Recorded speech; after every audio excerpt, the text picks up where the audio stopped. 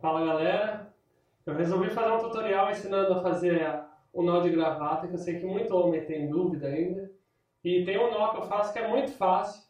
Existem milhares de opções, né? Mas esse que é o mais comum, é bem prático e fácil de fazer. Eu vou mostrar aqui, são poucos passos. Primeiro você vai cruzar a gravata. Aqui você passa por trás, a parte maior.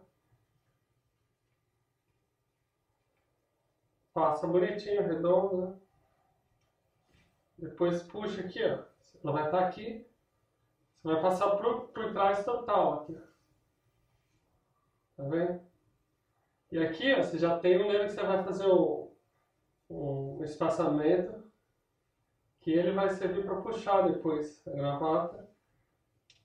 E o outro vai ajustando aqui. Tá vendo? Pronto. Tá feito um nó de gravata básico. Aí você já ajeita o lapela.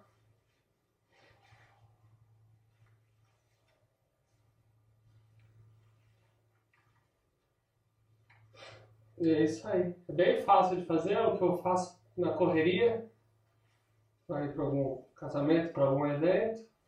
E lembrando que a gravata sempre tem que ficar na altura do começo do cinto ou no meio do cinto. Nunca mais para baixo, nunca mais para cima. É isso aí. Valeu!